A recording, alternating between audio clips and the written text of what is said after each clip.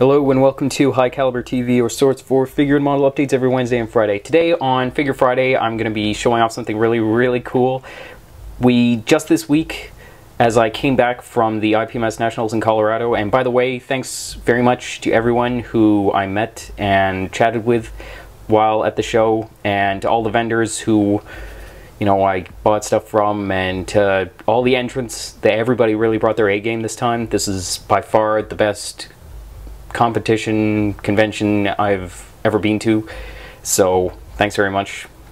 And so when I got back, I had some really great packages waiting for me. So High Caliber Miniatures now stocks MiniSoldiers from Russia. It's a little known company, but they've got some of the coolest figures, not just for the sculpting but also for the subjects. And as you can see here, they range from the Civil War, like this guy, to Iraqi Freedom and Desert Storm. They did a bunch of stuff in the Pacific, which we've got, and yeah, a lot of really cool stuff. So here I'm just going to be doing a quick unboxing of this figure. He's one of the ones that I'm going to be doing up for the website personally, so I'm really excited, and I wanted to show him off. So the casting on these figures is just immaculate. Like, I'm actually astounded that this company hasn't gotten more exposure. But yeah, I don't know if you can tell, but the folds in the cloth really lend themselves to easily accepting depth from an airbrush or hand painting or whatever you're going to be doing with this figure. It's just so crisp. Like, I'm actually salivating off camera because I can't wait to get started on this figure.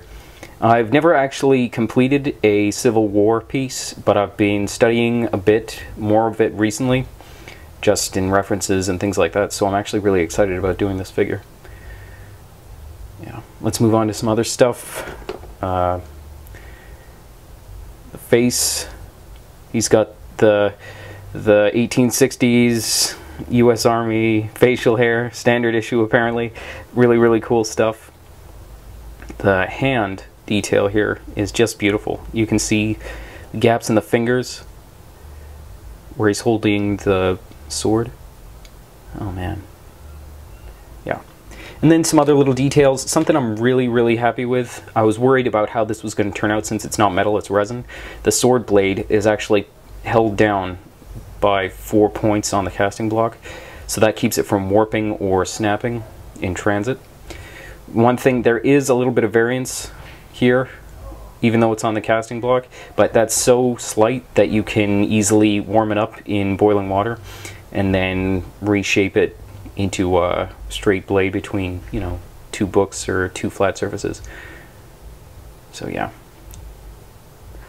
Other little things, he's got his sidearm, his Colt Navy revolver, and the scabbard here. Now I want to point out the loops for holding the buckles that'll attach it to his, well, his, wouldn't call it webbing, but his slings that he holds his sword on.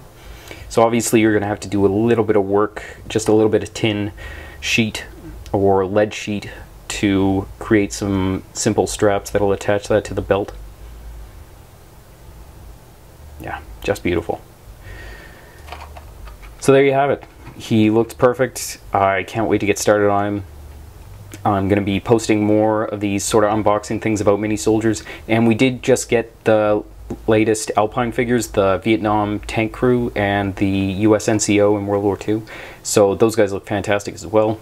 Glad to see Alpine's doing some, they're sort of branching out a bit. They've done other periods in the past before, like modern OIF stuff, but now they're going into Vietnam, at least initially, so I'm really happy to see that. Thanks very much for watching, and be sure to follow us on Facebook, Pinterest, and Twitter for stock updates, pictures from the workbench, and obviously convention photos. I'm going to be putting up a lot of those every day.